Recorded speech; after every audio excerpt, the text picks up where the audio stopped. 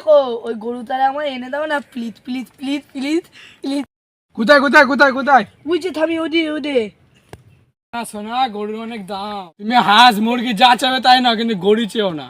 স্বামী না অস্বামী, তুমি আমার জন্য একটুখানিও করতে পারো না? কত করে বলছে, তাহলে রিস্ক নে দেখি।